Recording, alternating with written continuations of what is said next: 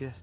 Bien va a terminar, porque yo creo que Carrió expresa lo que cree el PRO, lo que cree Peña, lo que cree Macri, que el radicalismo es necesario, pero que ya está bien pago.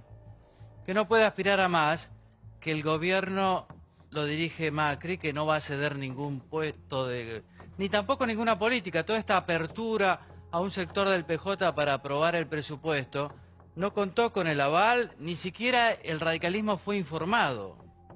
Es decir, lo que están haciendo un poquito de teatro, me parece, para que lo de Carrió no sea interpretado como que viene del gobierno. Probablemente no venga del gobierno, pero sí expresa lo que Peña y lo que Macri creen del radicalismo. ¿Cómo le va, Donald? ¿Bien? Bien, muy bien. Igual nadie maneja a Carrión y nadie le dice qué decir o no. No, pero yo creo que es un lío este ruido para el gobierno. Me parece que si uno ve lo que pasó con tarifas, sobre todo, que hacia afuera Macri le echó mucho la culpa al peronismo, pero hacia adentro el primero que levantó la voz fue Alfredo Cornejo, el radicalismo, con los técnicos radicales que dijeron, ojo que se van a venir facturas que la gente no va a poder pagar en el invierno. Después saltó Lilita Carrió y después los peronistas Pichetto diciendo, si son los propios aliados los que salen a quejarse de tarifas, ¿qué pretenden de nosotros? Entonces me parece, después vino la discusión de aborto que generó ruido interno también y me parece que frente a la discusión del presupuesto y lo que se vienen necesitan estar muy cohesionados y que estos ruidos en este momento son muy inconvenientes para el gobierno. ¿Y no te parece que ayudan a tapar otras cosas, digamos, semejante ruido? Porque en definitiva esto no le hace mal a nadie, no hiere a nadie. Yo creo que le hace mal a la coalición, si bien, digamos, coincide un poco con Ceferino en una parte, que es que Macri, y en eso él es claro, él dice esto no es una coalición de gobierno en la cual yo tengo que consultar a mis aliados. Esto, él cree más en una alianza electoral que en una coalición de gobierno que se obliga a consultar, a consensuar medidas. Pero así todo, creo que es un momento en el cual las lecciones de lo que pasó con tarifas lo tienen al gobierno también muy preocupado de que no haya ruido entre la coalición cívica, los radicales y el PRO, que haya el menor ruido posible. Ya tienen ruido interno como para tener también con los aliados propios. Sí, por Lo favor. que pasa es que cambió, me parece, el escenario en estos pocos meses. Hasta hace algunos meses atrás nosotros pensábamos que la discusión con el radicalismo tenía que ver con la proyección ya de eventuales candidaturas para 2019. La verdad es que con un escenario político tan complejo para el gobierno, hoy lo que el radicalismo quiere es tener algo más de poder en la toma de decisiones. Cosa que no va a suceder porque está claro que el presidente Mauricio Macri las decisiones las toma con su mesa chica y el radicalismo no está incorporado en ella. Ahora hay una reunión, en este momento se está realizando, los radicales insisten con esto de ser escuchados en posiciones que tienen algo de ideológico y otro que es no querer convalidar el ajuste de Mauricio Macri, ¿Cómo ¿no? le va? ¿Cómo estás, Te Santiago? escucho, sí. Me parece que hay que entenderlo en números, ¿no? El presidente no puede romper con una persona como Carrió que tiene más imagen positiva que él. En realidad, en términos técnicos sí puede, no debería porque provocaría una herida hacia su propio público. Comparten ese público, hacen un juego, como decía Ceferino, una teatralización que es muy interesante. Usualmente las figuras tachadas de honestas que le ladraban al poder, lo ladraban desde la oposición y entonces el poder nunca les daba pelota. Lo que ha construido la opinión pública argentina con Carrió es un escenario diferente, donde hay una persona que es vista como honesta y que ladra desde adentro del poder y el poder se ve obligado a escucharla, ¿no? Pero, digo, a los dos les viene muy bien hacer de Romeo y Julieta. Insisto, Carrió tiene varios puntos más Sí, de... no es el momento, está bastante complicada la cosa como para andar peligroso, ¿no? tirando. Pero también tirando la cuerda, capturan sí. la atención, ¿no? Sí, bueno, lo que yo le preguntaba a María. Claro, Sí, exactamente. tienen... Y Y entonces, poco la pueden Sí. utilizar. ¿Qué Claro. necesitaría el radicalismo? Porque Reato, vos decís, está bien pago. Y uno dice, después de la crisis de la Rúa, el radicalismo solo no puede. Más allá que tenga presencia en gobernaciones, en intendencias, que te da toda una estructura realmente muy potente y muy fuerte. ¿Qué tiene hoy dentro de la estructura? El vicegobernador de la provincia de Buenos Aires, que en algún momento no iba a ser Salvador, iba a ser Ritondo, y después senadores, diputados, tuvo un ministro de Defensa que fue candidato en La Rioja, Martínez, pero no tiene Gobernadores. puestos ya relevantes. nadie puede, ya nadie Igual- puede nada Bucón, solo. algunos Igual- dicen, pero Ya- Aguar. Ahora, ¿no es un poco anacrónico hablar de peronismo, radicalismo, digamos. Bueno, esa es la gran duda, ¿no? Si cambiemos... Con todo respeto igual, ¿no? No, bueno, si el PRO, digamos, este es el primer gobierno que no es radical ni peronista del 83 hasta parte. Y la gran pregunta un poco sobre, incluso desde el peronismo, si lo que vino es a cambiar el dibujo de las fuerzas políticas, donde ya no va a haber esta alternancia radicales y peronistas, sino cambiemos y una alianza... El peronismo todavía... Pues ya el kirchnerismo mutó al peronismo, mutó a otra cosa. Sí, hay que ver en qué se reconfigura el peronismo y qué es el peronismo hoy. Si es el peronismo Urtubey, es el peronismo de Cristina Fernández de Kirchner, pero el radicalismo igual yo creo que le aporta, digamos, cosas importantes al gobierno, toda una estructura. La estructura, sí, de toda la vida. Intendentes, diputados, senadores, hay algunos, bueno, el propio ministro de Salud, Rubinstein, es un nombre del radicalismo. El radicalismo siempre se siente que le falta y que lo consultan poco y que tampoco... después tiene que poner los votos para salir a votar el ajuste, pero cuando ya las cosas están resueltas, ¿no? Bueno, hoy es el día después de la movilización, de hecho digo estuvo, y muchos artistas hoy salieron a decir que los estigmatizaban por kirchneristas, es decir, lo que dicen muchos artistas es que ellos se autoconvocaron por ser artistas y por estar en contra de la FMI por un par de cosas más, pero no simplemente por el hecho de ser kirchneristas. Le escuchamos a la gran brillante Rita Cortese que decía esto, mirá. Artistas militantes, lo que la marcha nos dejó. La discusión política en los últimos años ha tenido un protagonista inesperado, los artistas. Con fuertes opiniones, ya sea de un lado o del otro, los actores y actrices se sacan chispas cuando opinan sobre la actualidad. Diferentes actores convocaron a la marcha contra el FMI. No voy a estar ahí. Esto me parece que está muy identificado con un sector que tiene que ver con el kirchnerismo. Vos podés ser cualquier cosa, lo que no podés ser es K. Si sos K, tenés un pensamiento que apoyaste el proyecto anterior, es porque o te pagaron, o sos tonta, o sos una secta. ¿Qué ves cuando ves esto? Y veo una sobreactuación, es una mala actuación. Y es muy interesante cómo el kirchnerismo está siendo estigmatizado. Creo que vos ser una de las pocas personas del ambiente de la actuación que dice soy macrista. Y Gerardo Romano el otro día dijo que yo era un chupamedia junto a Brandoni, como diciendo... seguimos a Macri, él siguió a Menem, siguió a Cristina. Un artista debe desnudar el poder, no adherirse al poder y hacer como hizo el señor Brandoni, que tiene su programa en la televisión pública, siendo un obsecuente genuflexo con este gobierno, y este chico Acosta también. Hoy todo el mundo le tira mala onda a Macri. Yo no quiero estar con gente que le tira mala onda a Macri. Los quiero mucho. Bueno. Hasta la próxima. Es mucho mejor cuando discuten los artistas, por lo menos le ponen glamour, saben recitar, es buenísimo. Ahora, estigmatizan los artistas acá cuando dicen la patria no se rinde, la patria somos nosotros, todos los otros no son patria, son antipatria, en fin. No los vamos a fusilar porque eso no es de moda, pero cuando volvamos ya nos vamos a acordar de ellos. Ese es el mensaje. Entonces, más estigmatización que eso me parece que no hay. Sí, Olga, sí. No, obviamente no estoy de acuerdo con Ceferino. Qué raro. Por supuesto. Aunque en el fondo por ahí estaremos de acuerdo en muchas otras cosas, ¿no? Sí, seguro. Ya sabes. Pero no, me parece divertido, digamos, ¿no? Yo veo el tema de los artistas y creo ciertamente que sí es verdad que hay cierta como estigmatización del kirchnerismo. No todos son kirchneristas. ¿Del o al? Al kirchnerismo, ¿no? No creo que todos sean kirchneristas. Había de todo en la marcha. Vos fuiste. Había de todo. Creo que fue una marcha importante. Creo que todo el mundo tiene derecho a manifestarse. Y creo que dentro de los... A mí me causa mucha gracia, ¿no? Porque lo acusan a Brandoni esto, Gerardo Romano el otro, pero cada uno tiene su historia.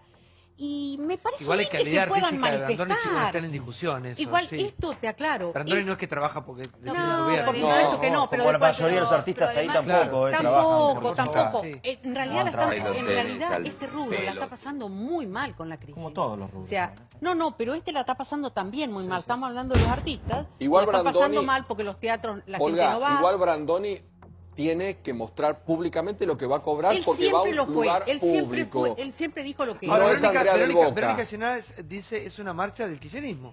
directamente. Y el kirchnerismo sale a copar la calle ayer con Yo con la coincido movilización, un poco sí. más con Olga. Me parece que cuando uno dice que estigmatizan es que decís kirchnerismo para deslegitimar y para la idea de que lo que hay ahí y con relación a los artistas que eran artistas que trabajaban en la época del kirchnerismo Solamente. para el Estado y que no hay una adhesión genuina sino que mediada por el trabajo. Y por eso también la respuesta pasa a ser, pero Luis Brandoni trabaja ahora en la televisión pública porque parte de la base de que no hay algo genuino sino que hubo algo en su momento interesado. Y yo creo que hay algo más amplio que el kirchnerismo, que hay fundamentalmente mucho kirchnerismo, pero sí hay más gente que se moviliza que no necesariamente es kirchnerista.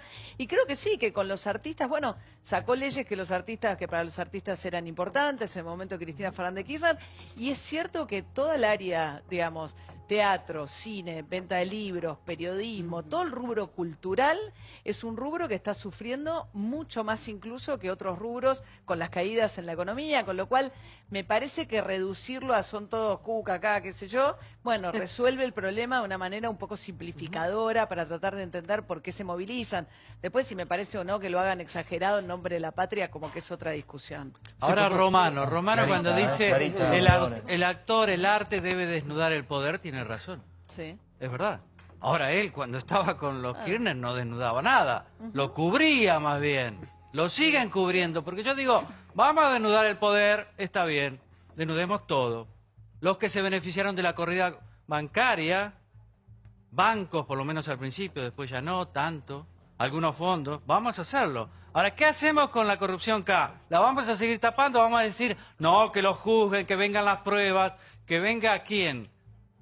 No podemos decir hubo corrupción, no lo dicen. No me parece que sea una estigmatización desde el momento en que en realidad están identificados como actores K porque ellos mismos hicieron, digamos, de su militancia, de su pertenencia, de su apoyo al kirchnerismo, una bandera.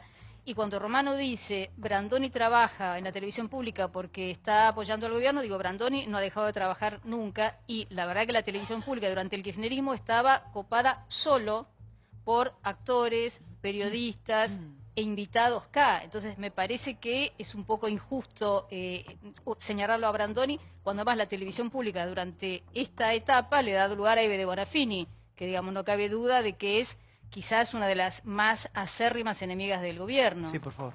Además, otra manera de ver esto es algo así como el problema Carrió, es la manera argentina de discutir, por ejemplo, una política cultural. ¿Qué es una política cultural? ¿Hasta dónde debe intervenir el gobierno? ¿Qué es lo que se califica como aporte a la cultura o no lo es? Etcétera, etcétera. Nosotros de eso no discutimos. En la era K, lo que se acaba de decir aquí, la televisión pública era K y punto. Eso yo creo que es indiscutible. Negarlo es algo así como hipócrita. Entonces, ahora es más libre, hay periodistas que estaban en aquella época, también actores, actrices, pero sigue siendo una televisión pública que, por ejemplo, anuló el sábado pasado, si no me equivoco, una noche de la filosofía para comentar la derrota argentina que se había producido por la tarde. Habían estado toda la tarde hablando de eso y por la noche consideraron necesario anular el programa anunciado ya como la Noche de la Filosofía que estaba teniendo lugar en la ciudad de Buenos Aires y siguieron hablando de que nos habían ganado al fútbol. Sí, porque le cortaron el audio a los que se coló durante la Noche de la Filosofía la protesta de los trabajadores despedidos de Telam y hubo un momento, algunos de los que participaban de la Noche de Filosofía pudieron hablar y le dieron lugar, pero en una de las situaciones en las que le estaban dando la palabra le cortaron el audio. Tenía que ver con que no querían que en ese contexto se difundiera el conflicto de Telam. Sí. A mí me parece que estigmatizar al otro por lo que piensa o por donde milita es un absurdo. Que el que se siente estigmatizado, obviamente, puede ser de los dos lados. Ya el nombre de la marcha, la patria está en peligro, me parece, coincido lo mismo que decía Seferino recién. O sea, todos los demás que no marchamos, ¿qué somos? Si la patria solamente es la que marchó porque la patria está en peligro.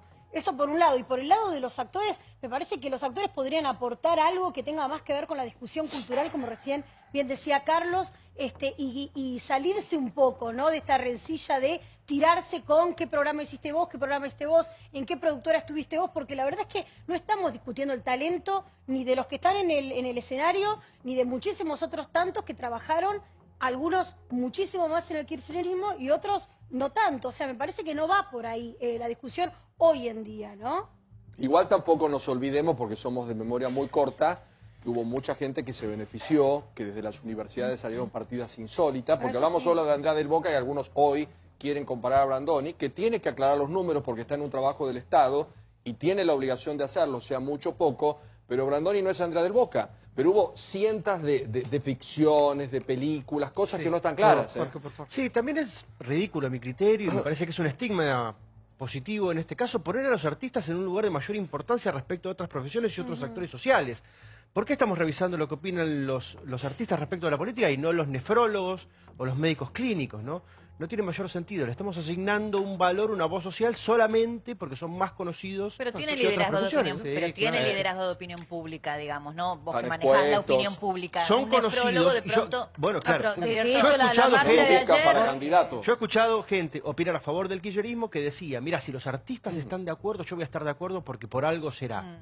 Bueno, pero ¿cuál es la construcción lineal para llegar a esa conclusión, ¿no? Digo, ¿cuál es el sistema de toma de decisiones de que porque es artista sabe más de política que un nefrólogo? Es ridículo. Por supuesto, no creo que alguien lo siga por eso. Es un tema de peso. Muchas gracias, Jorge, por estar con nosotros. Recibimos a varios invitados porque la verdad que ahora se va a dar un debate muy interesante, seguramente uno de los más difíciles de abordar acá en este programa, que hemos abordado este tema, valga la redundancia, en muchísimas oportunidades, que tiene que ver con el debate por los 70, la época más oscura, más sangrienta de nuestra historia y una herida que aún sigue abierta. Mirá. Pasaron más de 40 años y todavía no cicatriza. Los 70. Herida abierta. El debate sobre una década asignada por la convulsión y la violencia sigue dando que hablar.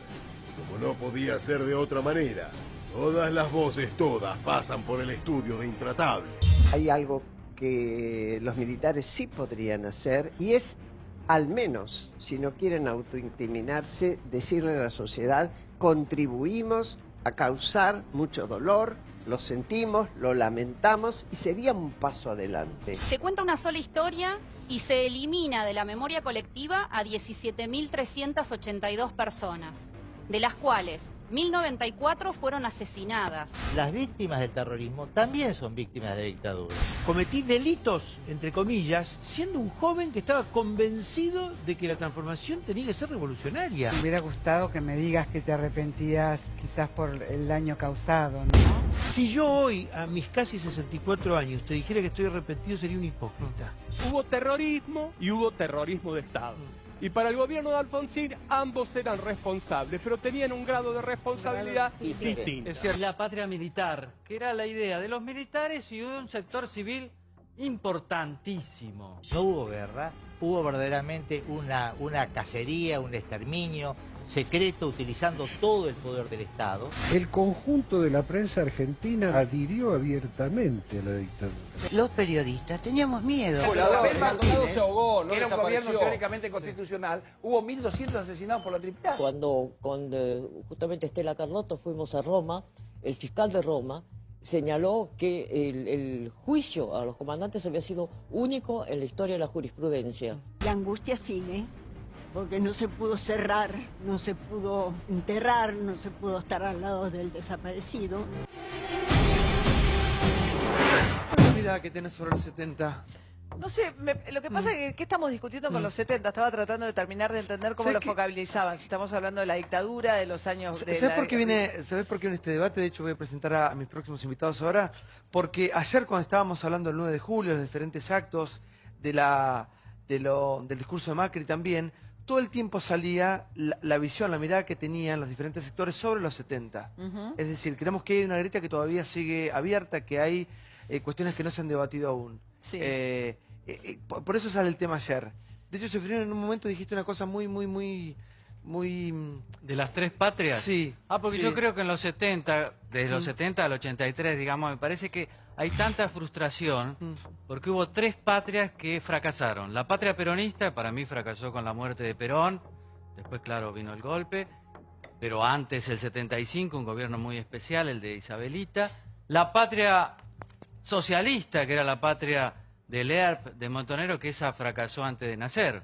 Pero ellos decían, Montonero, ¿no? Vamos a hacer la patria peronista, la vamos a hacer montonera y socialista, cantaban, y es la patria socialista.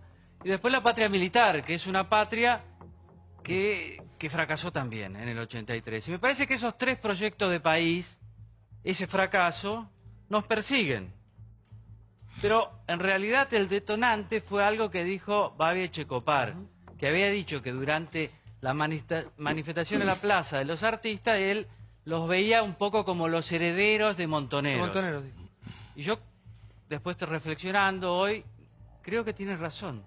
Ay, no. Hasta en el programa, mira, cuando lo lea el programa Romano, Romano lo que lee, ¿no? Sí.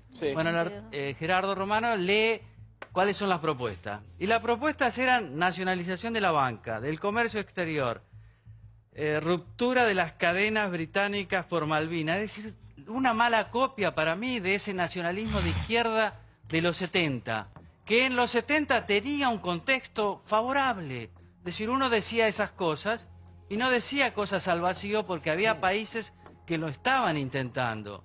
Había sido derrotado Estados Unidos en Vietnam. Es decir, era otro contexto internacional. Decirlo hoy es como decirlo, hablar de los marcianos. Puede ser que existan, pero hoy estamos hablando de otra cosa. Entonces, me parece que Echecopar, que tiene esa sensibilidad para captar ciertas cosas que están en el aire y nadie se anima a decirlo. Buscarlo de Babi, sí. En ese caso me parece que tiene razón. De hecho, es la solución, es cierto, a Montoneros. Y por eso viene el debate de esta cosa de nunca poder seguir avanzando en la historia porque hay cuestiones que no se han saldado aún. Gaveta, buenas noches. Los saludo nuevamente. No se saldaron una vez más por nuestra manera de encarar nuestros propios problemas. Lo que acabamos de escuchar de parte de Ceferino tiene parte de verdad, pero es una simplificación como no puede ser de otra manera. Es una simplificación, hay que situarse en los años 70. Yo fui guerrillero, soy el hijo de un socialista pacifista, de una madre católica, gente de clase media baja. Era inimaginable que yo fuera guerrillero, pero yo nací en 1943, me crié estudiando instrucción cívica y educación democrática en la primaria y en la secundaria, y hasta mis 50 y pico de años, cuando Alfonsín le pasó el poder a su sucesor, no vi a un gobierno democrático terminar su mandato en mi país. Hay que ubicarse en los años 60 y pico, el golpe de Onganía, por ejemplo. El golpe de Onganía fue un golpe contra el que fue probablemente el presidente más, no soy radical tampoco, pero fue el presidente más incuestionable que hemos tenido, aunque más no sea por su honestidad personal. Recordemos lo de Allende en Chile. Todos los que teníamos dudas respecto a la lucha armada, cuando Allende fue derrotado, un presidente socialista que respetaba las libertades, que estaba haciendo funcionar el país, que acababa de ganar las elecciones municipales en Chile a pesar de todos los problemas que le planteaba Estados Unidos, etcétera, incluso, lo veo ahora, la guerrilla del MIR, su propia guerrilla, aunque esta no le planteaba problemas tan graves. Pero bueno, Allende es derrotado y los que teníamos dudas respecto a la lucha armada dijimos, bueno, no hay otra manera.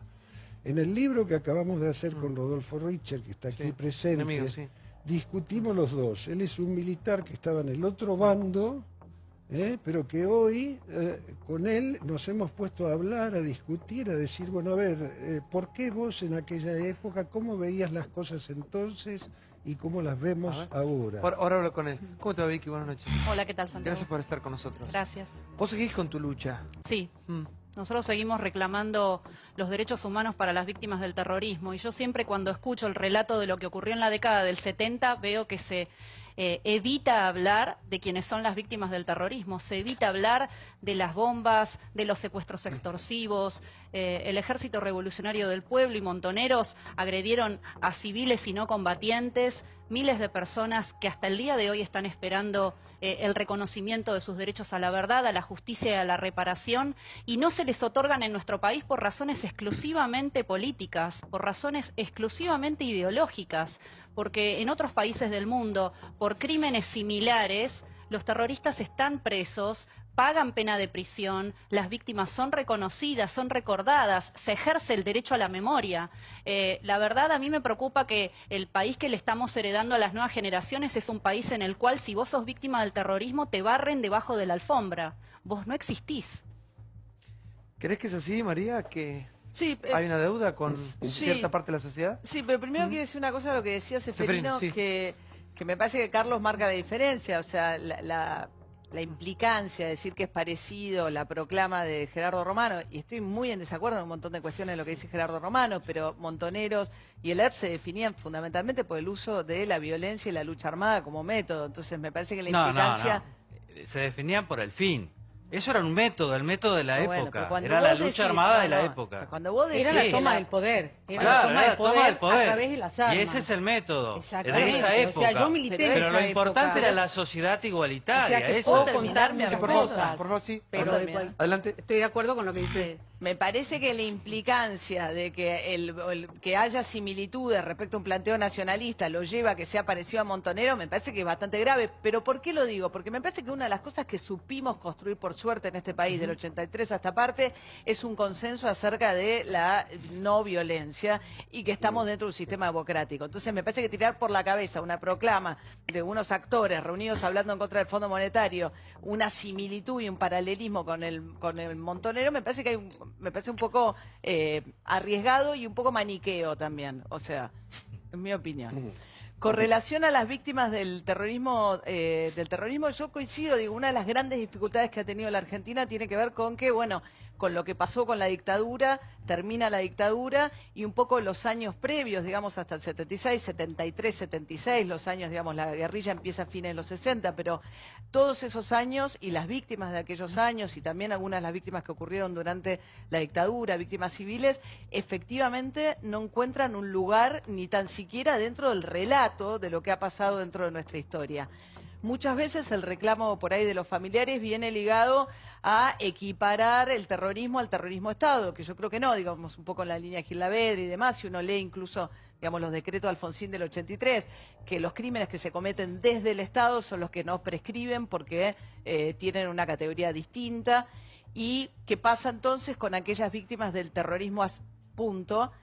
Si no son crímenes imprescriptibles, eso no quiere decir, y yo creo que es lo que sí pasó en nuestro país, que no tengan ningún lugar, que no haya un lugar para que se pueda establecer y reconocer realmente cuáles fueron también las víctimas del terrorismo, sin que eso para mí, desde mi postura, quiera decir que esos crímenes sean equiparables o que tengan que ser imprescriptibles como los que cometió la dictadura. Claro.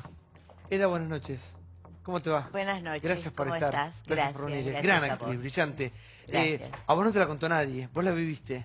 Sí, la viví, con todo el dolor de esos años, con toda la angustia, y ahora estoy en una obra donde se habla mucho de lo que pasa en el país. Estoy en Derechas. Claro que sí, con Muscari. Que estamos, claro, con Muscari, que estamos planteando la violencia interna que tenemos todos, ¿no? Donde parece que hablamos con una gran tranquilidad, pero por abajo de esa tranquilidad hay una agresión, hay unas cosas que van y vienen. Yo escucho acá, estoy encantadísima de que me hayas invitado. Escúchame, Eda, ¿y crees que hay algo de esa época tan oscura, tan sangrienta que no saldamos aún? Sí. Sí, no, hay que no saldamos y que no vamos a saldar, porque no nos alcanza la vida. La gente que ha muerto por sus ideas, la gente que ha sido torturada, desaparecida, los nietos robados, todo eso no se recupera nunca más. No se recupera nunca más, no alcanzan los años para recuperar. Yo no estuve en la marcha, pero simplemente porque ya estoy grande para salir corriendo. Esa es mi definición, a pesar de que ando en zapatillas por las dudas.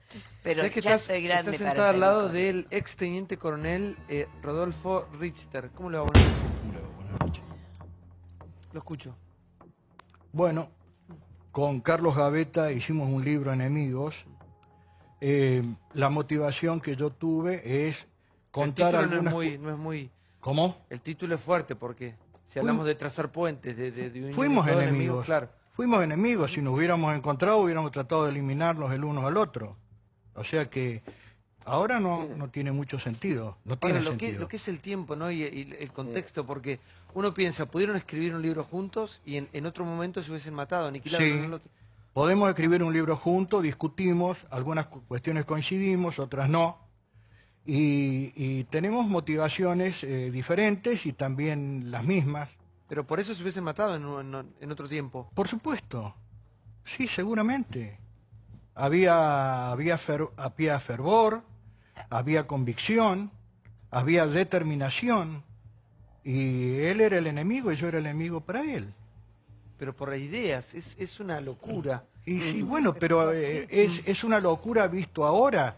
Pero en su momento no lo veíamos, nadie lo veía como una locura. ¿Se arrepiente usted? ¿Cómo? ¿Se arrepiente de que mató a alguien o no?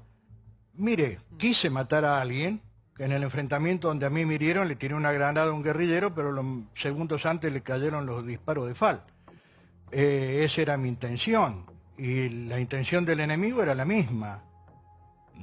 Ahora, arrepentirme no, porque yo estaba convencido de que peleaba por una causa justa. Ustedes eran el poder ¿Cómo? estatal, ustedes eran el poder del Nosotros Estado. estábamos defendiendo la República. Yo fui herido en el periodo de un gobierno democrático, en el curso de la Operación Independencia. Y la motivación que tuve para escribir el libro con Gavetta es contar episodios que no se contaron y también salir al cruce de algunas tergiversaciones muy graves. Por ejemplo, en el enfrentamiento que yo participé murieron 2 guerrilleros. A uno lo vi morir a unos 15, 20 metros delante mío. Y un mes siguiente el Ejército Revolucionario del Pueblo lo homenajeó en la revista Estrella Roja. Acá la traje, la revista Estrella Roja. Sin embargo, 40 años después, el gobierno kirchnerista afirma que ese guerrillero que murió combatiendo fue asesinado. Con lo cual, nos está haciendo una acusación a nosotros. Y hay otro ejemplo más. En la noche del 7 al 8 de octubre de 1975 hubo un enfrentamiento nocturno, un enfrentamiento en el monte, donde murió el jefe de la compañía de monte guerrillera, el capitán Pablo, Carlos Molina. En la base de datos del Parque de la Memoria, que depende del gobierno de la Ciudad de Buenos Aires, aparece como asesinado. Y el guerrillero que yo vi morir también aparece en esa base de datos como asesinado. Por lo menos eso yo lo corroboré a principios de este año. Entonces, me parece que podemos dar un paso. No digo que va a haber una reconciliación. ¿Cómo que no debe haber? Si no, no salimos nunca. No. Si Yo no digo nunca. que va a haber Ahora, una reconciliación de la mejor manera ideal, ¿no es así? Porque siempre las heridas alguna marca quedan. Ojalá pero hubiera. podríamos ojalá se pudiera hablar, o sea, yo creo que esto es una cuestión de tiempo. Uno piensa que pasó hace mucho tiempo, pero en realidad no pasó hace tanto tiempo y pasaron cosas muy graves en la década del 70. Hoy yo lo hablaba con Liliana, justamente, yo milité en Montoneros. Yo lo digo porque lo conté en un libro. ¿Vos militaste en Montoneros? Yo milité en ¿Vos, Gavetta, Montoneros. también? No, en el Ejército Revolucionario del Sí, Pueblo. y vos, ERP también. O sea, yo milité en Montoneros, milité en La Plata. Soy muy autocrítica de mi pasado. ¿Por qué?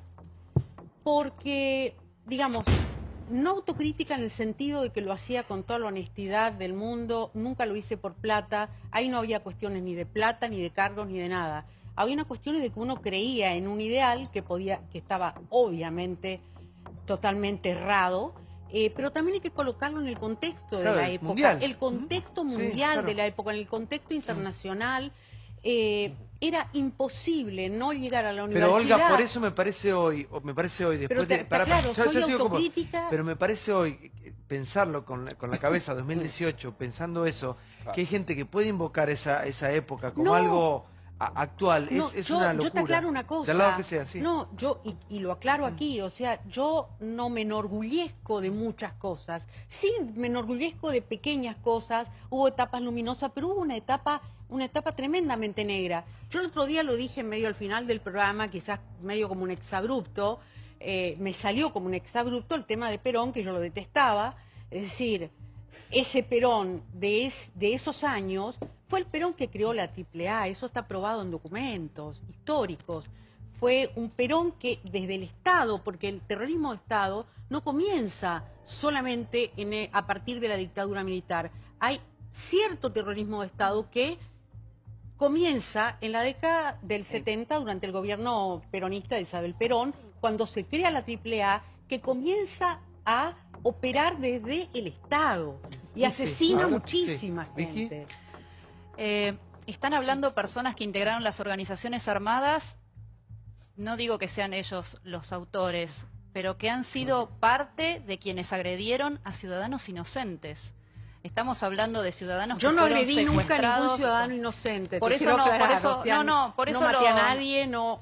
O sea, fui parte de una generación. Pero de una Montoneros y organización. ELERP fueron las dos organizaciones principales que son responsables, junto con otras organizaciones, que son responsables de secuestros extorsivos, de asesinatos en la vía pública, de la puesta de coche bombas, del asesinato de niños, niños que al día de hoy no tienen ningún tipo de reconocimiento. O sea, estamos hablando, por ejemplo, tal como hablaba Rodolfo Richter, en el Parque de la Memoria tenemos los nombres de personas que han sido los agresores de mis víctimas y que en muchos casos no murieron porque fueron desaparecidos o a consecuencia del Estado, sino que murieron en combate, tomándose la pastilla de cianuro, asesinados por sus propios compañeros de sus orgas. Entonces, cuando vemos semejante tergiversación, yo lo que planteo es reconciliación. Reconciliación es una palabra para la que falta muchísimo, porque acá falta reconocer a un sector de inocentes que no tenían que ver en las hostilidades que se estaban librando y que, sin embargo, han sido víctimas y son las últimas, son el último orejón del tarro. Entonces, ¿cuál es la excusa para no reconocer a estas personas? Lo que pasa es que del otro lado tampoco hay una sincera autocrítica de lo que pasó. O sea, hay militares que reivindican lo que hicieron. Pero eso no tiene que ver con la víctima igual. No, digo, reconciliación entre comillas, porque reconciliación... ¿Y por qué no vamos a reivindicar lo que yo reivindico lo que hice? ¿Cómo? Yo reivindico lo que hice. No. Hay militares yo que reivindico que y mi equipo de combate reivindica lo que hizo porque estábamos defendiendo la República. Porque nosotros no tenemos que arrepentirnos.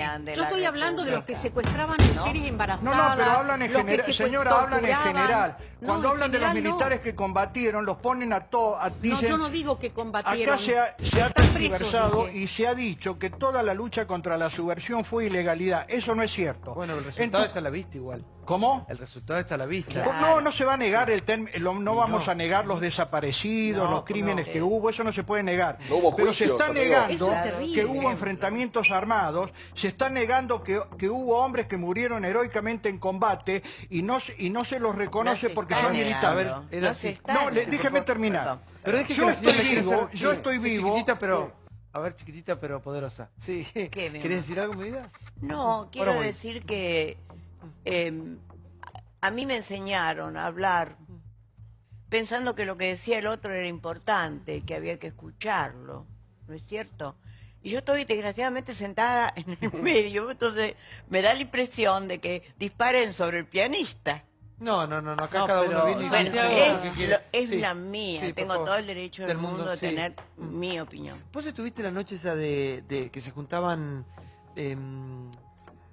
la noche del 80, de la guerra del 82 de Malvinas, que se hizo esa gala? En realidad era una transmisión especial de 24 horas con la conducción de Pinky y Cacho. Yo estaba en contra de la guerra, siempre he estado a favor de la paz. Pero estuviste esa noche ahí. Sí, esa noche estaba en la salida del teatro. Se estaba transmitiendo con Canal 7, pero yo no estuve en el canal. Yo estuve... El móvil. En el móvil de la calle. Ahí me acabo de ver. Ahí estamos viendo. Ahí te vemos, sí. Y tenía mucha discusión con mis compañeros porque yo no quería poner la bandera argentina, porque yo me siento que todos somos hermanos y tenemos ideas distintas, pero la muerte me parece la peor solución posible. Santiago, algo importante son las fechas, ¿no? Sí. Richter habla, por lo que entiendo, de la Operativa Independencia, que eso fue declarado por un gobierno constitucional.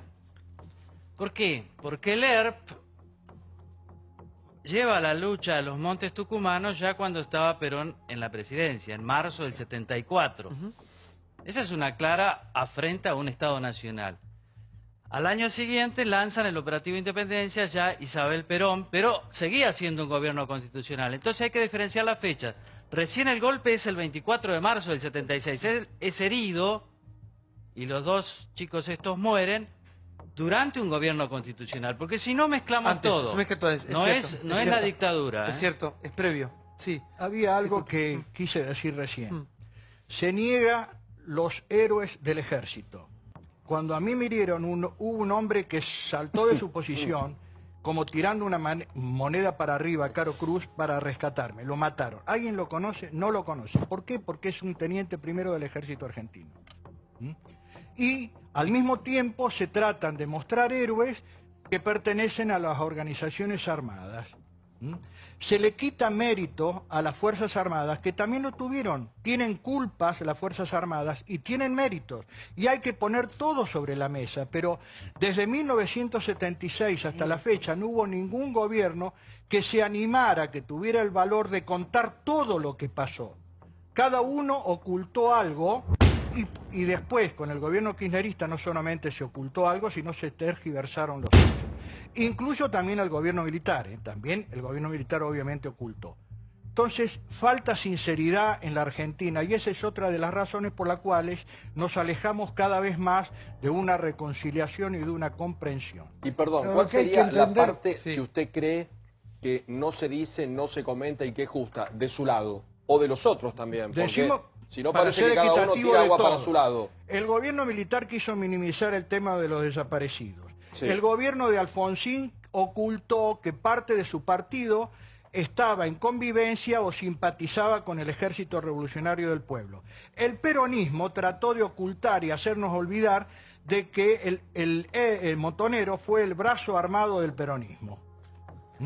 Y finalmente vino el kirchnerismo que por oportunismo político hizo una tergiversación de los hechos y un pacto no escrito con la izquierda, por el cual le decía a la izquierda: nosotros vamos a meter preso la mayor cantidad posible de militares, vamos a sentar en el banquillo de los acusados no al gobierno militar, sino a las Fuerzas Armadas, y a la izquierda no la vamos a tocar. Y la izquierda cometió un error garrafal porque, encantados de ver militares presos, no denunciaron la corrupción, no denunciaron la pobreza, no denunciaron las deficiencias de salud y educación, que son banderas que la izquierda siempre levantó. En eso, Santiago. Gaby no ha hablado, sí. Yo, a diferencia de Gavetta y de Borna, yo pertenecía a un partido revolucionario que pensaba en ese momento que la guerrilla no era una solución posible, que era un instrumento para otra realidad, no para la realidad que vivíamos. No creíamos en la cosa elitista de pensar que teníamos un apoyo de la gente que no teníamos. Y me tocó ya en el 72 trabajar en los derechos humanos por los muertos de Trelew, que no tenían nada que ver con nosotros, pero que eran chicos que habían sido asesinados desde el Estado en una base militar. Yo creo que efectivamente hay un montón de tergiversaciones que hoy se hacen sobre lo que pasó en aquel momento. De hecho, lamento tener que hablar nuevamente de eso, pero una persona que puso una bomba, que dio la orden para poner una bomba en un lugar donde había 22, murieron 22 personas, se hirieron cerca de 150, policías pero rasos, gente que estaba haciendo trámites. ¿El comedor? En el comedor de la policía. Es hoy uno de los jefes más importantes, una de las personalidades más importantes de los derechos humanos, que es Horacio Berbisky, que jamás hizo mea culpa de lo que hizo. Cualquiera hizo lo que hizo, así como Gavetta lo cuenta, y como los demás cuentan lo que hicieron. Berbisky no cuenta nada, existiendo además, una cosa terrible, porque en el 77, el segundo jefe de inteligencia Montonero, no existía ninguna cosa que hacían los montoneros hasta el momento que él se va, que no tenía que ver con decisiones que se tomaban en inteligencia, donde él era el segundo, el primero era Walsh. Él después se pasa a trabajar para los militares. Existe documentación pública que demuestra que esto es cierto, pero documentación indubitable, que está en las bibliotecas, que está en todos lados, y sin embargo ese señor que no reconoce que esto pasó, sigue manejando el tema de los derechos humanos, sigue teniendo eso que cuenta Villarroel. Es real. Yo conozco el caso, a las monjas francesas las tiran desde un avión, ¿sí? Obviamente quien hizo eso tiene que estar preso. habían 3 dotaciones distintas, es decir, solamente una dotación pudo tirar a las monjas. Sin embargo, durante 8 años hubo 3 dotaciones distintas presas por el mismo delito, cuando solamente una podía ser culpable. Es decir, yo creo que nosotros no podemos ser igual a los militares que violaron los derechos humanos. Nosotros tenemos que ser completamente distintos. Y yo creo, perdón, déjame terminar esto que es importante que se entienda la idea. No, es sencillo. Yo creo que los militares que tienen que estar presos tienen que estar presos y tienen que tener los derechos humanos cuidados como cualquier persona que está presa en la cárcel, y eso durante todo este tiempo realmente se pasó por encima. Igual lo que sentimos los que no vivimos esa época es que todo el tiempo van contándote como retazos de la historia. Cada uno tiene su parte, lo que ha vivido, lo que ha transitado. Acá lo único que nos basamos es en la realidad, en lo que ha quedado, en los hechos. Los hechos, la historia habla por sí misma, más allá de la visión que uno tenga. Con todo respeto se lo digo, Rodolfo. Usted fue parte. ¿En qué momento usted fue parte de las Fuerzas Armadas? ¿En qué año? ¿Desde qué año hasta qué año?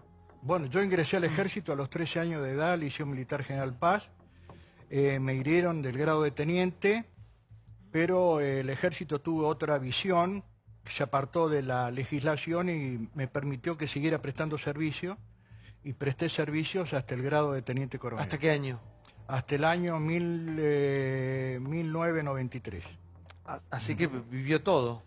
Sí, porque después estuve en el Departamento de Comunicación Social, que entendíamos en el tema de la lucha contra la subversión.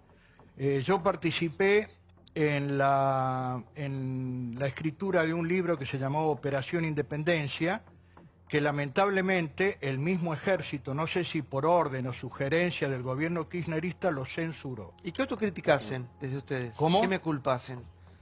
¿Qué? Las Fuerzas Armadas, usted como miembro de las Fuerzas Armadas, ¿cuál es el mea culpa que hace tantos años después? El mea culpa son los desaparecidos. ¿Dónde están? No tendría que haber habido... No sabemos. No, digo, ¿por qué nadie sabemos. cuenta eso? ¿Cómo? ¿Por qué nadie dice dónde están? Tendríamos que saber dónde están. Es que no lo sabemos. ¿Pero quién no lo sabe? Pero alguien alguien tiene que saber. Claro que alguien lo sabe, pero no lo sé. Porque se cree... No le hago un cargo a usted. Déjeme que le responda. Se cree falsamente de que toda la oficialidad hacía desaparecer gente. No es así. El tema de la desaparición, el tema del interrogatorio estaba en los más altos niveles de la conducción. Ahora, obviamente es algo que estamos pagando todos los militares, el tema de los desaparecidos. ¿Los comandantes en jefe sabían eso? Ojalá, seguro que sí. Ojalá, en vez de haber desaparecidos, nos hubiese gustado que alguien, si pensaban de que tenía que haber la pena de muerte, nos hubiese gustado de que alguien firmara y diera la cara. Pero bueno, no lo hicieron, y entonces están pagando oficiales, por ejemplo, con la figura del partícipe necesario. Si nosotros hubiéramos capturado un guerrillero, gracias a Dios que no lo capturamos el día que fue el enfrentamiento, lo hubiéramos entregado al comandante de la brigada. El comandante de la brigada, al comando de cuerpo. En alguna instancia, si ese guerrillero desaparecía, nosotros que lo capturábamos, hoy estaríamos con cadena perpetua. Pero perdóneme, usted marca una responsabilidad de algunos. Si ustedes lo capturaban, ¿sabía dónde iba? No. ¿O no? No necesariamente. No ellos, pero evidentemente había...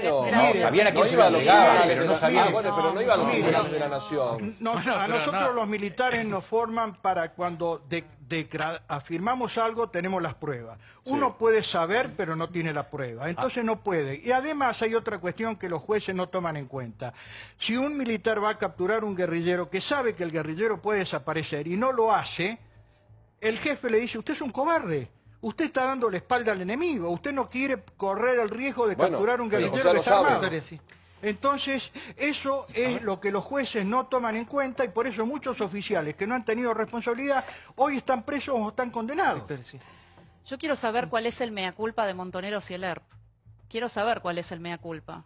Porque yo tengo a las víctimas sin reconocimiento. No están en el Museo de la Memoria, no están en el Parque de la Memoria, no están en los libros de estudio. Figuran sus victimarios homenajeados por el mismo Estado. El mismo Estado deniega justicia a estas víctimas con chicanas, porque realmente el terrorismo es un crimen de lesa humanidad, porque lo comete el Estado, pero también lo cometen las organizaciones armadas. Y esos son los tratados internacionales que Argentina ha ratificado. Entonces es una razón exclusivamente política negarle la calidad de lesa humanidad a los crímenes del terrorismo. Lamentablemente este gobierno elige mirar el tema de costado. elige continuar con un relato que ha tenido una fuerza total durante el kirchnerismo y elige no hablar como para que pasen las cosas y nos vayamos olvidando. Y la realidad no nos podemos olvidar. No le interesa nada este tema al gobierno actual. Bueno, depende. No, en principio no le interesa mucho. Lo que pasa que, bueno, hubo sí un fallo del 2x1, hubo momentos en los que el gobierno tuvo cierta intervención con la nueva conformación de la Corte, etcétera. Pero no, me parece que la Corte Suprema de Justicia de la Nación falló sobre este tema y la Corte Suprema estableció que terrorismo de Estado en la Argentina es cuando los crímenes son imprescriptibles, cuando hay terrorismo de Estado. Esa es la jurisprudencia hoy, que no tiene que ver con el gobierno de turno, sino con una jurisprudencia de la Corte Suprema de Justicia de la Nación. Y una cosa que no puedo dejar pasar, de que Alfonsín estaba tomado por miembro del ERP, me parece una cosa... pero no dicen eso. No dijo. Vos discutís cosas que los otros no dicen. Él dijo que muchos radicales Había sectores de habían radicalismo estado que... más favorable al ERP. El propio Alfonsín lo ha dicho. ¿A vos te parece El que esa propio- manera de no, resumir pero lo eso- que hizo pero Alfonsín? vos lo que No, haces no es es tomar lo así. que otro dice y No, contestás no sobre lo que otro es dice. así. Dijo No. otra cosa que está probado, que los radicales eran más afines al ERP, y Alfonsín lo dice, muchos de los del ERP son radicales descarriados, lo dice él. Nada más, no es que dijo que estaba Una cosa copado, es no tiene nada decir, que ver. radicales descarriados, Pero viene por María. ejemplo, Claro. la hermana del Cotino Siglia.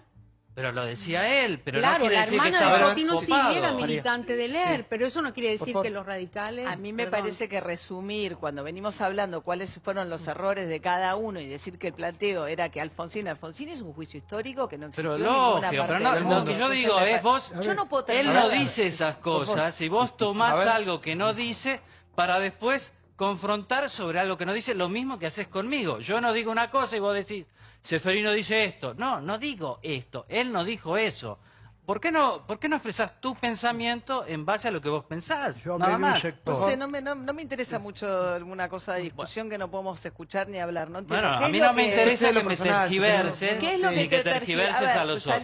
¿Qué es lo que te tergiverse a vos? Ceferino? Todo. Te Cuando entiendo. yo digo lo de Gerardo Romano, digo que su modelo, lo que él propone, es algo tan viejo que en los 70 parecía nuevo y ahora es viejo. No digo que sean los herederos de Montonero. Pero vos, no vos lo dije dijiste eso. Montonero, Ceferino. Vos dijiste Montonero. Claro, O sea, yo era dije lo que mismo Montonero proponían lo los decía, montoneros. pero no digo que voy a invalidar lo que dice Romano porque son los herederos de Montonero. No lo digo. Ahora, si vos me tergiversás... Eso dio a y entender decís, Checo Pari, dijiste que tenía razón. Ceferino Reato dice esto y yo, como buena maestra ciruela, digo lo contrario, que es siempre lo políticamente correcto, me parece un recurso Pero lo que estás no diciendo, vale. maestra Ciruela, lo Por favor, dijiste. sí, sí. Eso se No, entendió por lo no, menos. como una buena maestra Se entendió ciruela. él, No digo que lo sí. sea. Digo, como una Vamos a hacer la buena cuestión maestra personal, ciruela. Ceferino, por favor. Me parece Sí. un poco innecesario, Sí, sí, sí. la verdad. ¿Puedo Total, discutirle a él sin adelante, que entre sí. esta discusión? No, me parece pareció que que me voy a ir. resumir, me parece que en el marco justamente de la discusión que estamos teniendo, rescatar lo que fue Alfonsín es muy relevante, porque me parece que ahí hubo un principio de verdad que nos permitió, digamos, hacer un juicio único en la historia, donde por primera vez, con los militares en el poder, digamos, no existe ningún antecedente en el mundo. Estuvo Magdalena ayer acá a la noche, lo ha contado innumerable cantidad de veces, fue gran protagonista con lo de la CONADEP, con lo cual me parece que sí ha habido un trabajo importante, que si hacemos ese tipo de resumen, nos olvidamos que acá hubo un juicio ejemplar, que no era que solo sabían los oficiales más altos, había una enorme cantidad de campos de concentración funcionando, ilegales, con una enorme cantidad de oficiales involucrados. Me preocupa un poco que retrocedamos. Me parece interesante la discusión de decir, bueno, ¿qué pasa con las víctimas del terrorismo en esta discusión? Yo, de hecho, escribí un libro sobre el secuestro de los hermanos Born que habla justamente de eso, pero digo, me parece que es una discusión interesante. A mi gusto, no cuando se suele dar reivindicando el terrorismo de Estado o cuando se da la idea de equiparar los tipos de crímenes, pero me parece que si no estamos discutiendo cosas que por suerte ya hemos saldado y Sí, hemos por saldado favor, con un Cavita. juicio Sí. histórico. Mirá, estamos tratando una tragedia histórica, saltando de un tema a otro, que todos están bien, pero como son infinitos, no hay manera de centrar la discusión. Una tragedia histórica desde el punto de vista afectivo no se resuelve nunca. Da lo mismo tener un hijo desaparecido militar que un hijo desaparecido guerrillero.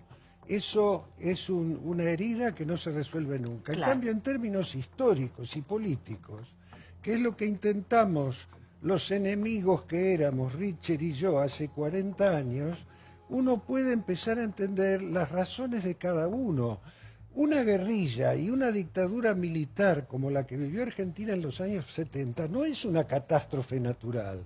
Una de las cosas que perseguimos con el libro, Rodolfo y yo, desde posiciones que siguen siendo antagónicas en muchos aspectos, es demostrar la participación de los sectores políticos, sindicales, de la Iglesia Católica, las presiones internacionales, lo que vivía el mundo en ese momento.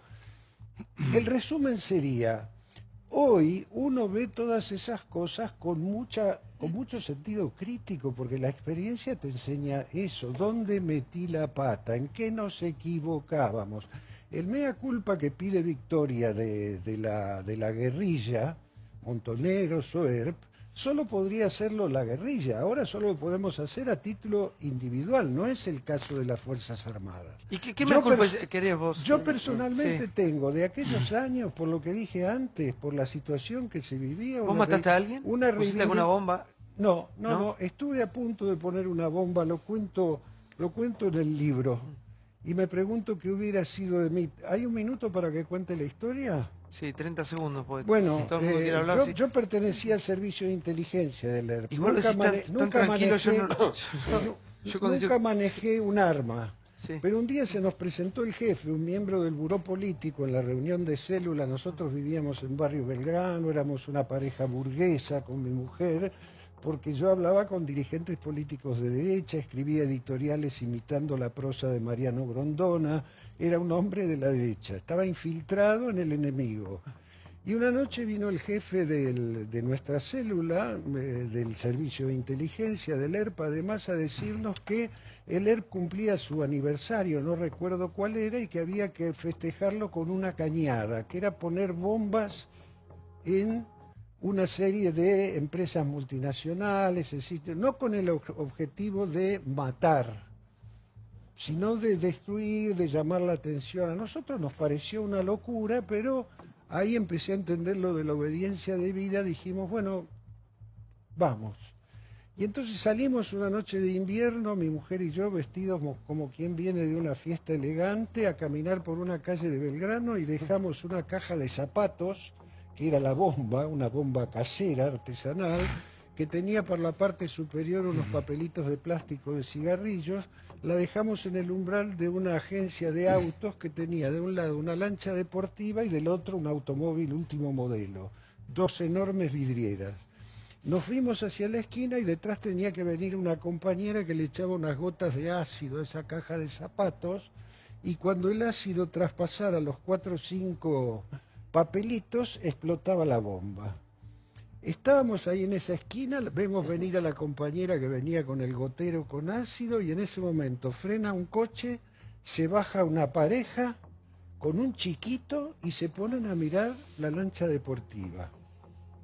La compañera pasó al lado y por supuesto siguió caminando, la operación dejamos ahí, después pasaron y retiraron la caja de zapatos.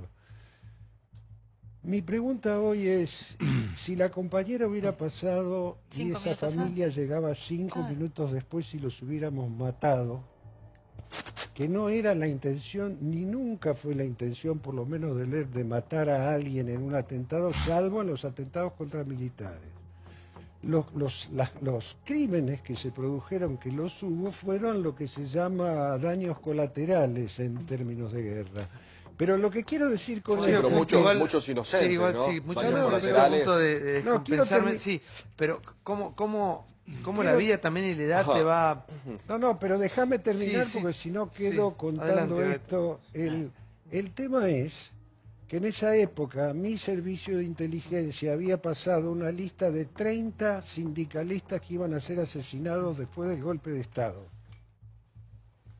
¿No? Ya sabíamos la fecha del golpe de Estado, ya conocíamos mucho de los planes de desaparición de personas, ya existía la AAA. Era el plan de batalla 24 de marzo. Claro, ya existía la AAA.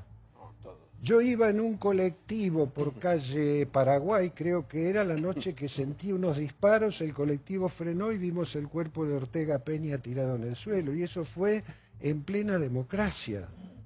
Entonces, de lo que se trata es de que cada uno asuma su responsabilidad. En eso estoy de acuerdo con él. Estoy muy que de acuerdo. cada Eso es uno, imposible los para partidos mí. políticos, los ¿Pero sindicatos... por qué es imposible? Es imposible porque No, pero alrededor digo, de todo esto se ha creado... Toda esta historia, hay tantos intereses que son políticos pero también materiales. Los organismos de derechos humanos, Eve de Bonafini y Carlotto, reivindican la lucha armada.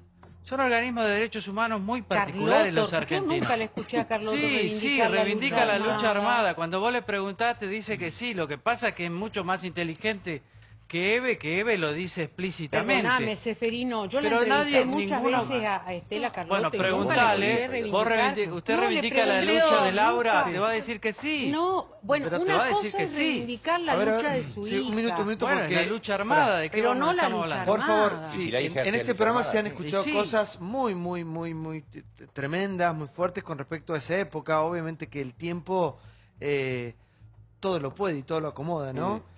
Pero estamos tratando lo que no vivimos en esa época y los que nos han contado, ¿no? Que yo recién decía, uno va armando como un rompecabezas. Claro, uno repasa las cifras de la historia y también escucha testimonios como que decía recién Gaveta, ¿no? Que contaba cómo iban directamente a poner una bomba. Pero quiero hablar con los protagonistas de ese momento. Liliana, ¿vos tenés algo para contar más o no? Yo tendría tanto para contar. Por de pronto quiero aclararle que la estructura, en el caso del ERP, era una estructura militar. Y como tal había niveles. No se llamaban generales, pero sí tenían nombres también militares. Y en esos niveles había mucha gente. Yo estaba en los niveles más bajos. ¿Qué eran los niveles más bajos de militancia?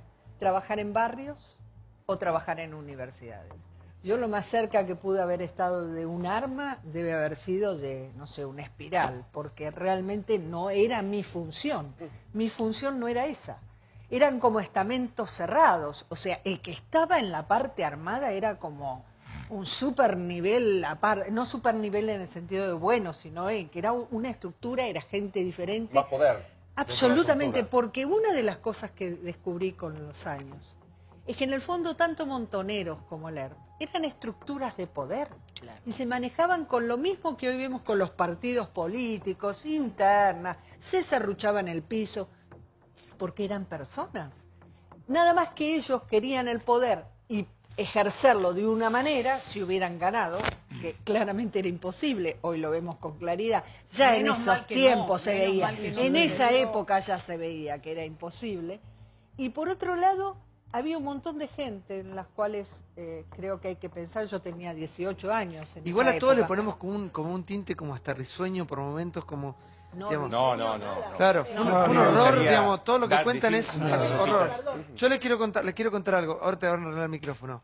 Yo tengo un hermano más grande, somos 3 hermanos, mi hermana mayor, según lo que me contaron mis padres, vinieron al médico a traerla, mi hermana más grande, nosotros somos del interior, la vinieron a traer acá, y mi hermana casi muere, era bebita, y casi muere con la bomba de Lamborghini.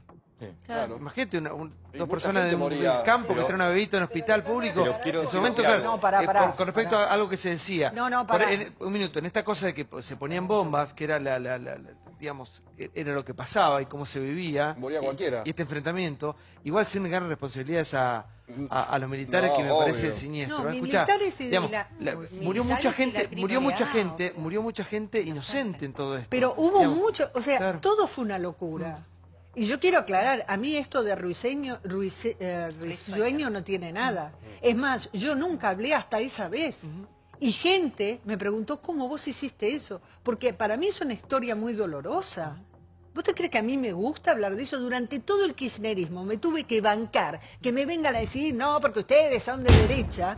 Y yo no les dije nada. Y si yo hubiera dicho medianamente lo que hacía cuando era joven, compañera, me hubiera sido mucho más fácil a mí. A mí me parece terrible lo que me tocó vivir. ¿Vos te crees que a mí me gustó vivir lo que...? Pero es mi tiempo, mi circunstancia. ¿Pero estás arrepentida?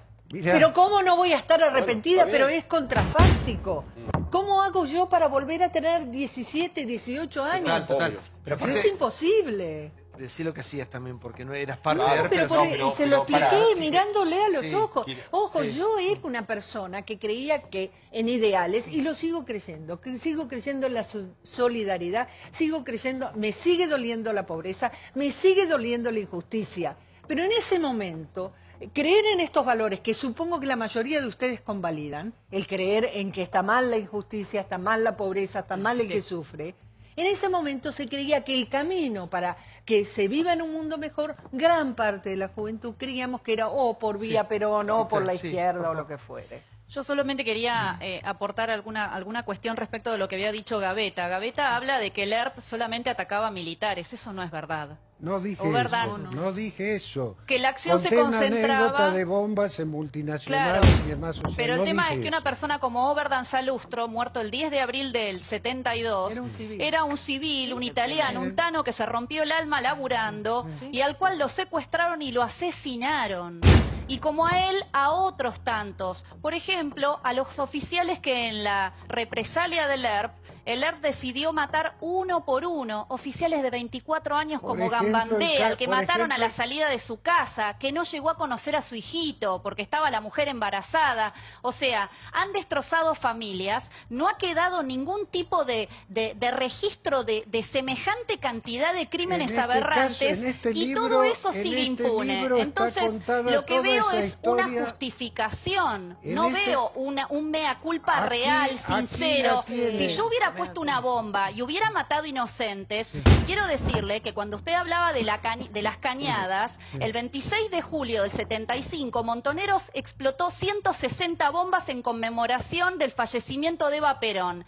En una de esas bombas, que eran para no matar a nadie y que eran para no agredir a nadie, quedó ciego el policía Jorge Bello de 25 años. 25 años tenía ese tipo. 40 años que lleva ciego. Nadie le da una reparación, nadie le da las gracias, señor. Gracias por haber tratado de desactivar la bomba y perder la vista. De todo eso se habla en el libro, justamente.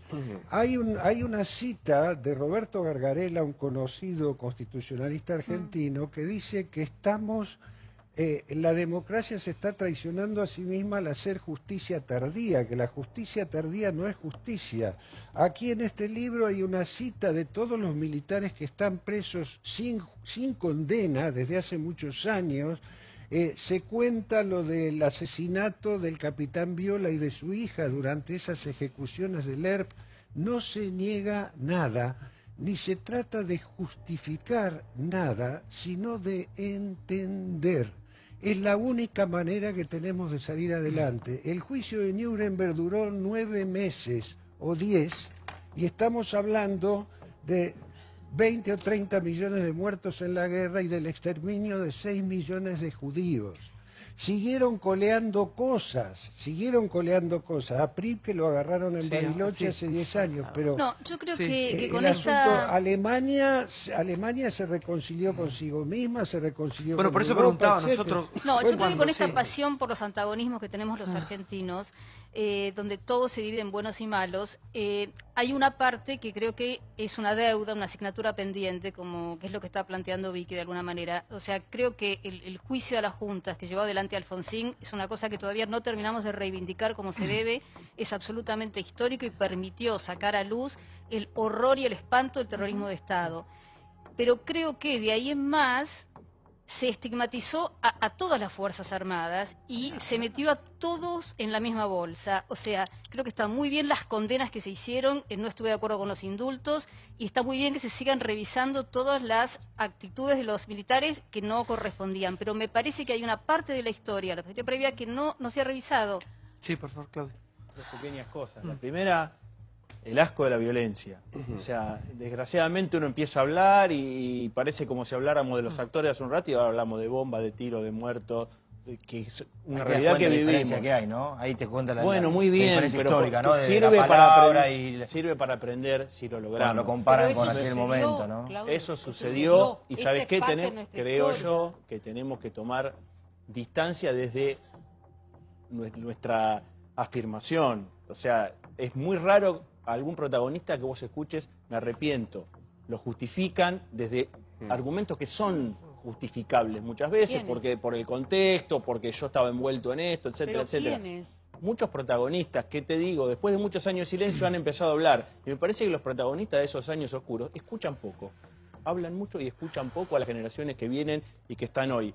Esa patria por la que todos, creo que de muy buena voluntad, peleaban a matar y morir, quisiera matar mejor, pues morir querían pocos, era una patria que tenía 5% de pobres, donde los chicos que iban a la escuela aprendían a leer y ahora no, donde había menos de 200 villas y ahora hay más de 4.000 según el censo de la semana pasada, del mes pasado. Casi Entonces, no había analfabetos. esa era la patria por la que muchos pensaban que estaba justificado matar a otro. Con una bomba, con un tiro, Pero con, eso con sucedió, uniforme, sin claro, uniforme, pero no importa. Pero lo que Sucedió, pasa es que pero no se ahora puede tenemos que volver tomar... el tiempo atrás. Se- Yo, por ejemplo, si vos decís arrepentimientos, ¿de qué me arrepiento? Profundamente de haber pensado que la violencia El camino. era Bueno, el nada camino menos, Olga, para por cambiar, supuesto. para lograr la justicia, para lograr que hubiera menos pobres, es decir, que era el camino para lograr Ya voy a ir a con un vos. mejor país. Ahora quiero despedir a bien. María. Sí, por favor, cerra María con lo que quieras. Bueno, no, un Pero poco lo que decía Claudio profundamente. también, ¿no? Justo el otro día hablábamos en la radio de eso. O sea, ¿cuál fue el punto de declive de la economía argentina? ¿No? Decía Dani Steiner. Del 74 en adelante, o sea, es cierto, toda esta sociedad superviolenta llega a ese punto con niveles de pobreza que hoy desearíamos tener, niveles de desempleo ni hablar. Y a partir de ahí vino primero, digamos, la dictadura, que más allá de lo que hizo con los desaparecidos fue también, digamos, feroz desde el punto de vista de la economía, el endeudamiento, y no logramos, a pesar de que hubo, obviamente, mejores y peores momentos del 83 en adelante, encontrar realmente un rumbo económico que nos permita o salir del estancamiento de manera sostenida o realmente cortar el declive, pero del Pues yo decía todo el tiempo estamos buscando candidatos y no buscamos un proyecto de país, ¿no? Es Claro, como, bueno, sí. es que del 74 en adelante, digamos, todos los indicadores, insisto, hay momentos y qué sé yo, pero ese es el punto en el cual la Argentina era una Argentina más inclusiva con la violencia que tenía, que por supuesto era una cosa muy dramática, que no reivindico para nada, pero digo, desde el punto de vista de la estructura económica, de ahí en más la cosa se empezó a complicar, también políticamente, obviamente con la dictadura, ¿no? Decadencia, llama eso. Bueno, no sé, era una nota optimista para terminar. Gracias, María. Gracias. Brillante, como siempre. Muchas Gracias por estar. Sí, Eda, por favor. No, vos decís protagonistas, sí, protagonistas. Es decir, vos estás en tu casa, tus hijos son chiquitos y sentís un ruido en la calle, inmediatamente bajás las persianas porque ya sabíamos. Lo que no sabían y había que ocultarle para que no vivieran con terror era a los chicos. ¿No es cierto?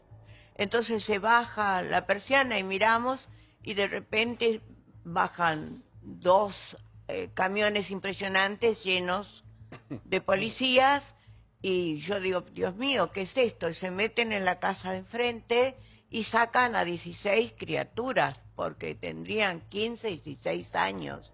Eso yo lo vi, no me lo contaron. Los tiran al suelo, los golpean.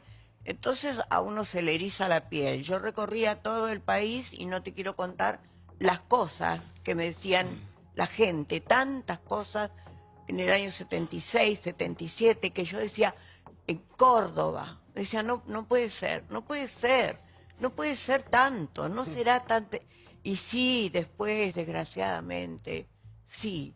Entonces, yo entiendo lo que dice la señora, lo entiendo, pero también entiendo que yo tengo en mi familia un cuñado desaparecido, que el peluquero, el peluquero que nos atendía María Rosa Gallo, a Nini Marshall, a mí, por salvar a su cuñada embarazada, 2 renglones en el diario, 2 renglones en La Razón.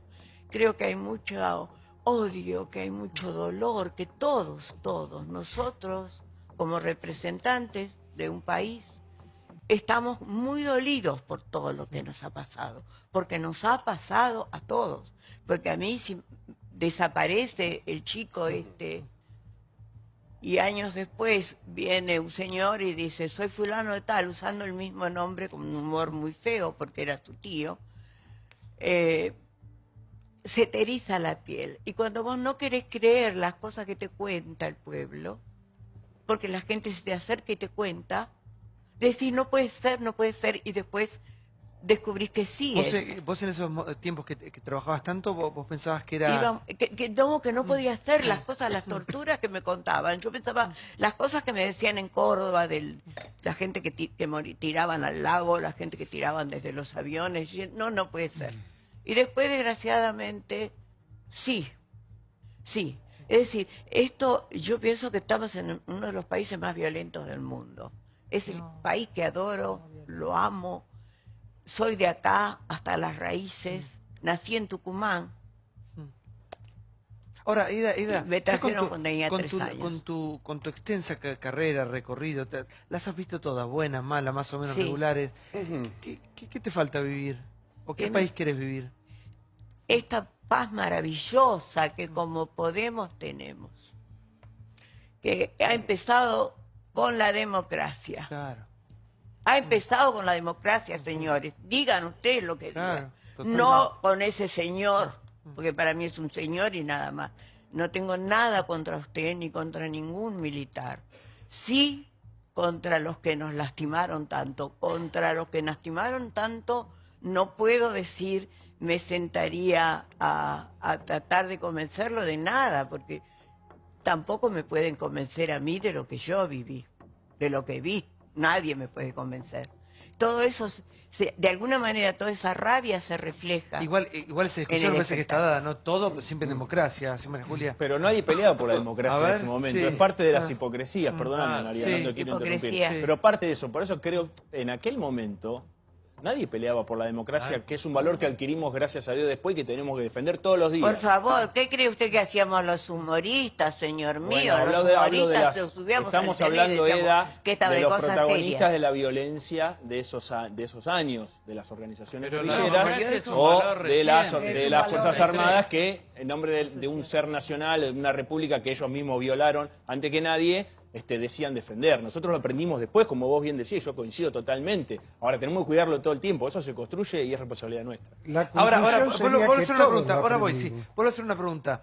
¿Cómo si hay sociedades, países que han encontrado puntos de acuerdo para continuar adelante con cuestiones tremendas, históricas? Alemania. Mucho peor, sí. Y bueno, no sé si comparar mejor o peor. Tremenda. Me parece que primero el genocidio recién nombrado fue... ¿Cómo Alemania hizo? Vos que vas tanto a trabajar allá. ¿Cómo hizo Alemania para poner en pie una sociedad? El primer tiempo fue muy duro porque los propios alemanes ni negaban, estoy hablando de 1950, esto lo aprendí, ¿no?, de estar allá. Entonces hubo todo un proceso para que los alemanes acepten la realidad, acepten el horror que habían encarado, porque obviamente la mayoría de la población no podía sentirse culpable o artífice de el horror que se empieza a descubrir. Entonces se trabajó en los colegios. Y fue bastante cruento porque cuando les pasaban cuando eran chiquitos. Pero ¿cuánto tiempo tardó? Y esto fue más o menos, sí, fueron... Yo te diría 15 años, pero trabajaron en los colegios. La cosa fue trabajar en los colegios. En los colegios se les fue explicando lo que fue el Holocausto, se les fue mostrando a chiquitos de 7 años, las imágenes que a los adultos nos cuesta ver de los campos de concentración. Está bien. Y se les fue explicando, se les pidió que hablen con sus padres, que les pregunte qué estaban haciendo aquellos que los tenían. Fue un proceso muy doloroso, no es que Alemania salió fácilmente, pero hubo una política de Estado, hubo una decisión. Yo lo que creo que no hay, ni para ellos, ni para la sociedad argentina, una política de Estado de cómo ir saldando nuestras heridas. Sí, una cosa de tirar todo debajo de la alfombra, ¿no?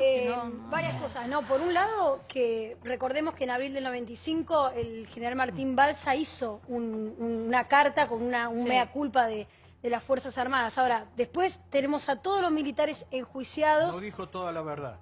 No contó su participación en no fue específico, en el secuestro sino que lo hizo desaparición de gente, por ejemplo. En el nombre de las Fuerzas Armadas. Y favoreció el relato. Está bien, pero lo que quiero decir es que todos cuentan una parte de la verdad y no la verdad. Recorte. Un recorte inconveniente a cada parte. Volvemos a decir, ¿dónde están los desaparecidos? Ningún militar enjuiciado lo ha dicho. Volvemos a decir, ¿por qué son invisibilizadas las víctimas? ¿Por qué creemos o creen varias facciones que como lo decía Seferino, si vos preguntás, por ejemplo, Neve de Borafini, bueno, es ni justicia ni perdón, no hay posibilidad de perdón ni de reconciliación. Y después tenés casos aislados, bueno, el libro que acaban de publicar ustedes, el caso de Graciela Fernández Mejide con Héctor Leis, que fue hace ya 10 años, creo, o un poco más, un poco menos, que empiezan a dialogar, pero que no son representativos de un colectivo.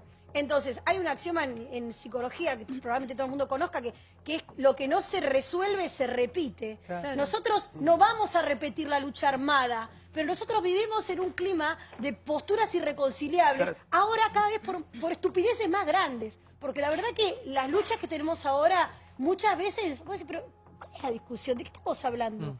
¿Cuáles son las dos lecturas contrapuestas? Si te pones a ahondar o a profundizar en los debates, no existe, solo existe la descalificación del otro y la estigmatización del otro. Entonces a mí me parece que la única manera de construir un consenso es abriendo la realidad y que todos inseremos, primero, la posibilidad de reconciliarnos y segundo, la verdad. Igual tarde o temprano va a tener que pasar. Y sí, la violencia a lo mejor van a pasar varias generaciones. La violencia y la muerte no son románticas. Eso tiene que ser algo que yo creo. Sí, por eso, punto. El libro después de ellos, lo comprendemos. El libro de ellos es un ejemplo. Bueno, Adiero iba a arrancar con algo que acaba de decir María Julia. Siento que siempre decimos la verdad medias. Y me pasa, esto lo quiero decir a ver sin que se malinterprete, me pasa siempre que estamos en un estudio de televisión. Hablamos de la prostitución en las modelos, vienen 4 modelos, no lo digo por vos, no, como que nadie ejerce la prostitución. Hablamos de corrupción en el sindicalismo, vienen 4 sindicalistas, pues no lo digo que nadie por se usted. hace cargo. Nadie se hace cargo. Hablamos, señor, fue parte de un gobierno de genocida. No, pero el señor, no lo digo por el señor, no lo digo por usted.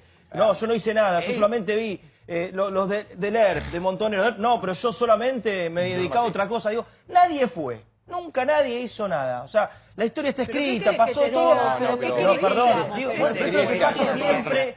Por otro lado dije, no se malinterprete. En general, nunca acá pasa nada de lo que realmente pasó. Siempre fue otro. Que de hecho pasó. Que de hecho pasó.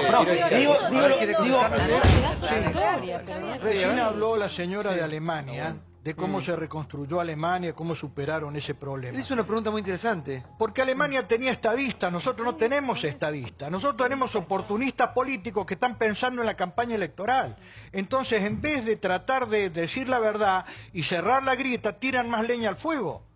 Faltan estadistas. Igual, señor, vamos a hablar aparte. Santiago, perdóname, recordemos, los militares no solamente chupaban o secuestraban a guerrilleros, a gente inocente por pensar distinto también, y a mí me conoció también. Entraban a los domicilios, se robaban todo, los torturaban, los secuestraban, y muchos eran cínicos, no solamente los altos mandos, también los que eran 4 de copas aprovechaban ese momento, eran violentos y eran cómplices de lo que ha pasado. Cuando hablo de la clase política argentina, incluyo el gobierno militar, porque es parte de la clase política argentina. Quiero decir una cosa que por ahí sirve para pensar entonces, esto. Vos sabés que perdón, Alemania. dejame un poquito hablar a mí. Creo que Alemania Adelante, había llegado vos sabés al fondo. que en el capítulo 4 de la Alajá, que es donde están lo que serían los mandamientos que los judíos tienen que observar, hay un pequeño relato que dice que cuando Dios estaba por crear el mundo, se dio cuenta que tenía un problema, que eran los hombres. Decía, los hombres van a arruinar la creación.